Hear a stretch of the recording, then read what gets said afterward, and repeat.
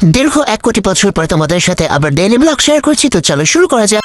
আমি সকালে খুব তাড়াতাড়ি ঘুম থেকে উঠি না, তো যখন উঠি তখন আমার কাছে সকাল। আর আমি আজকে যে কফি খাচ্ছিলাম, যদিও রোজ খাই না, সকালে উঠতে অনেকটা লেট হয়ে গিয়েছিল, তাই আজকে আমি আর অন্য কিছু খাবো না। ব্রেকফাস্টে আমি শুধু এগুলোই খাবো। আর ব্রেকফাস্ট করার সময় আমার যে এখন মিস্টার বিস্তে দেখা লাগবে, আমি এই যে খুঁজছিলাম, তো এই যে পেয়ে গিয়েছি, এই যে উপরে চলে গেল, তারপরে যে আবার পাইছি, তো এখন এটাই দেখবো আর খাবো। তো খাওয়া শেষে আমি যে প্যানকেক বানাতে গিয়েছিলাম, তো প্যানকেকটা আমি পারফেক্টভাবে বানিয়েছিলাম। প্যানকেকের রেসিপিও কিন্তু চলে আসবে, তোমরা কিন্তু ফলো দিয়ে রাখো। দুপুরের খাবারের জন্য আম্মু এই যে মাংস রান্না করছিল, কি ইয়াম্মি লাগছে তাই না? তারপরে এখানে আম্মু এই যে করলার আলু দিয়ে ভাজি করছিল, তো আমিও গিয়ে একটু সাহায্য করে আসলাম।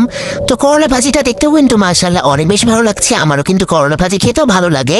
অনেকে বলে করলা ভাজি নাকি ভালো লাগে না, কিন্তু আমার কাছে বেশ ভালোই লাগে। তো গোসল দুপুরের খাওয়া দাওয়া শেষ করতে করতে প্রায় বিকাল হয়ে গিয়েছিল। আর বিকালে এই যে একটু বাইরে আসছিলাম, এটা আমার বাড়ির পাশেই রাস্তা, আর এইটা হচ্ছে পুকুর। পুকুরটা এখন শুকিয়ে ফেলা হচ্ছে, আর এই রাস্তাটা কিন্তু একদম নতুন, কালকে করা হয়েছে। এরপর আমি বাড়ি চলে আসি, আর বাড়ির সামনের এই গাছটার দিকে চোখ পড়ে। এই গাছটা কিন্তু আমারই, আর এত সুন্দর ফুল ধরে মাশাআল্লাহ। বিকালের দিকে আমি এই ঝালমুড়িটাও খেয়েছিলাম। এই ঝালমুড়িটা আমার ভাই এনে দিয়েছিল আমাকে। তো সবকিছু শেষ করে সন্ধ্যার পরে আমি এই যে এই সন্ধ্যাপিঠা খেয়েছিলাম। রাতে এত কিছু খাওয়ার পর আর কিছু খাইনি।